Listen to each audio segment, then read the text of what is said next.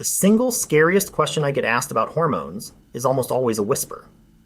And it almost always comes from someone who's already decided the answer is no. Is this stuff going to give me breast cancer? A whole generation of women was taught to be afraid of their own hormones. And that fear, the one that emptied out an entire field of medicine almost overnight, basically traces back to one study and one press conference. Stay with me, because it does not survive 30 seconds of real scrutiny. Here's the specific thing this video answers. Not are hormones magic? Obviously nothing is. The question is narrower and more useful. Where did the hormones cause breast cancer belief actually come from? What did the study it's built on actually find? And why does the fear so badly outrun the data? And I'll say this up front. The same way I do every episode, I'm not going to hand you a fairy tale in the other direction. Nothing here is risk-free. There are real caveats, and I'll get to every one of them honestly. This is education, not a green light, and not individual medical advice. July 2002, a giant trial called the Women's Health Initiative, the WHI, stops one of its arms early and holds a press conference announcing that combination hormone therapy increases the risk of breast cancer. It is everywhere. Front page, evening news. And within about a year, prescriptions for hormone therapy fall off a cliff. By some estimates, a 50 to 80% drop worldwide. So a whole generation either stopped or was too scared to ever start. Doctors stopped prescribing. The field basically went into hiding for 20 years. And here's the part that still gets me. The fear massively outran what the study actually found.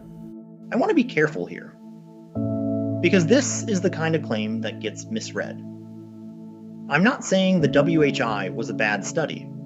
I'm saying the headline was a bad summary of the study. Those are very different things. The data and the press release read almost like two different documents. Let's do this fully and fairly. The same deal I make with you every episode. I'll state the scary version exactly the way it was communicated, before I show you why it changed. The message the public received was simple and terrifying. Hormones cause breast cancer. Clean bumper sticker, easy to repeat, impossible to unhear. And for 20 years, it was the single loudest fact most women knew about hormone therapy. But that headline quietly left out three things. And once you put them back, the tidy story kind of falls apart in your hands. Who they actually studied, which drugs they actually used, and how big the risk actually was. Start with who. When you picture hormone therapy, you probably picture a woman in her early 50s, hot flashes, night sweats, brain fog, right in the thick of menopause, looking for relief. That is not who the WHI mostly studied. The average age enrolled was 63. Many were well into their 60s and 70s, a decade or more past menopause, and most didn't have significant symptoms at all. And that matters enormously because of something researchers call the timing hypothesis. Starting hormones near menopause in a symptomatic woman looks very different in the data than starting them for the first time a decade or two later, in someone whose blood vessels and tissues have already aged without them. Same hormone, very different context, very different risk profile. The analogy I use, they tested a snow tire in the desert and concluded tires are dangerous. Take a result from the wrong population, staple it onto everybody. Now the part almost nobody knows. Which drugs? The WHI did not use bioidentical hormones. The combination arm, the one that got the scary breast cancer headline, used two specific drugs, a conjugated equine estrogen. That's estrogen derived from pregnant horse urine, a mix of estrogens, some of which humans don't even naturally make, and a synthetic progestin called medroxyprogesterone acetate, MPA. And here's maybe the single most important sentence in this whole video. A progestin is not progesterone.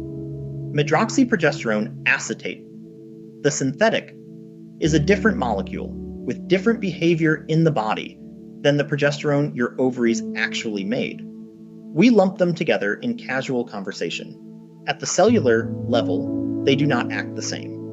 Why does that matter for the cancer question specifically?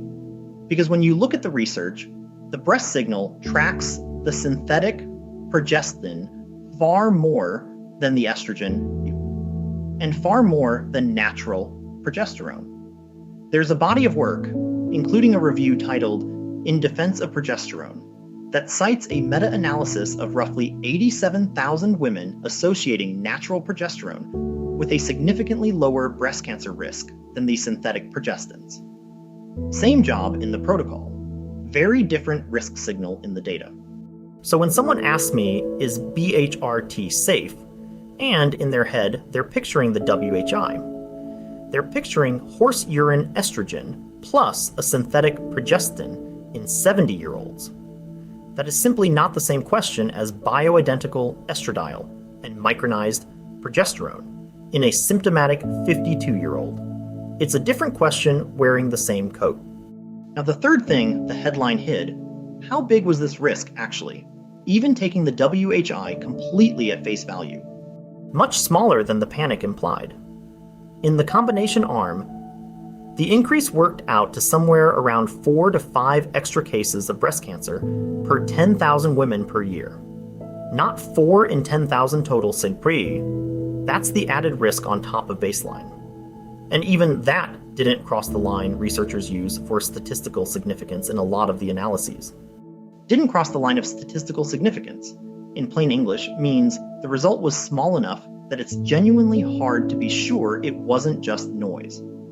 There's an entire critical review, with the frankly great title, "'Tis But a Scratch," that walks through the WHI breast cancer evidence and picks it apart. Somebody in that world has a Monty Python sense of humor. And here's the one that undoes the bumper sticker completely. The estrogen-alone arm of the WHI, women who'd had a hysterectomy, so they took estrogen with no progestogen at all, trended toward fewer breast cancers, not more. Sit with that. In the arm without the synthetic progestin, the signal went the other direction. I want to be honest that this is associated trial data, not me promising anyone an outcome. But it should make you deeply suspicious of the tidy hormones cause breast cancer story.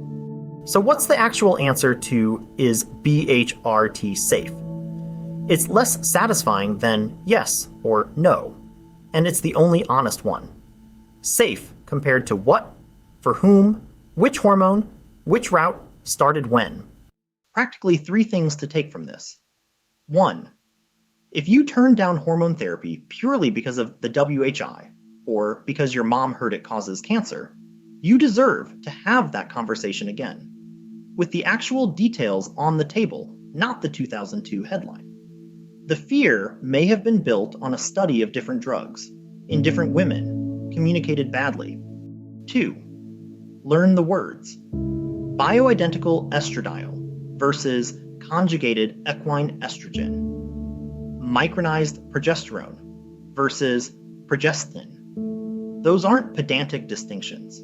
They're the whole difference between the scary study and modern care. If a provider can't or won't tell you which one they mean, that tells you something. 3. Get evaluated as an individual, not as a headline. Your history, your symptoms, your timing, your risk factors, right formulation, right dose, right time, right patient. One honest aside, since this show is openly AI produced, a lot of people will go ask a chatbot, is BHRT safe, instead of a clinician.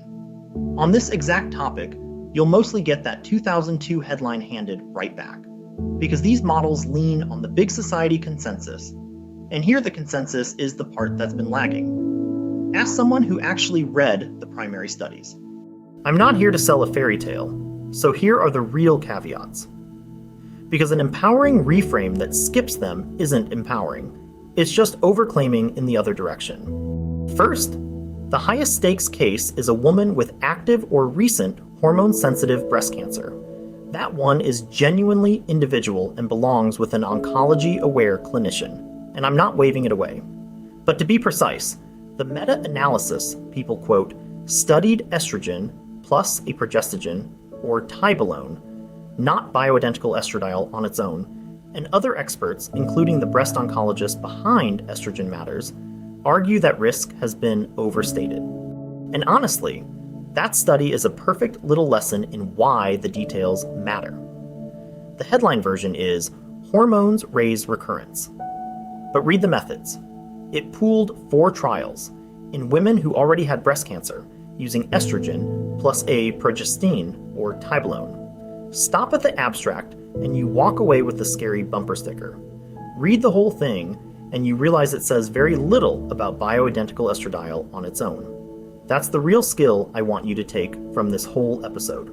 A study is not its headline, and the details are usually where the truth is hiding. Second, and this one cuts the other way, the blood clot and stroke risk that got pinned on estrogen is really a property of oral conjugated equine estrogen, Premarin, the WHI drug. In the stroke trial data, oral bioidentical estradiol wasn't associated with that clot signal, and testosterone isn't a clotting drug. Root and form matter, that's the real work, but that's a mark against horse urine estrogen, not against bioidentical hormones. And this is still real medicine. Real evaluation, real follow-up, honest, informed consent. Anyone selling it as magic and risk-free is doing what the WHI headline did, just pointed the other way. Speaking of hormones, an entire field learned to be scared of for no good reason. Next episode, we do it again. Except this time, the dogma isn't a study, it's a pronoun. Somewhere along the way, testosterone got filed under male hormone, and half the population was quietly told a hormone their own body makes wasn't really theirs. Same pattern, a tidy label, a lot of missed care, and a research base that's been saying otherwise for years. That's next. Standard note, every episode. This is educational content, not individual medical advice. Nothing here replaces a real evaluation with your own clinician. And if you have a personal or family history of hormone-sensitive cancer, that's a one-on-one conversation, not a comment section one. If you want that conversation to be with us, the link's below. Within You Health, DNP-led. And the papers I cited today are in the description, so you don't have to take my word for it. That's kind of the whole brand. See you in the next one. If you're interested in exploring more of these incredible connections from hormone optimization to metabolic psychiatry and regenerative medicine, be sure to subscribe and follow for more explainers just like this one. Thanks so much for watching this Within You Health production.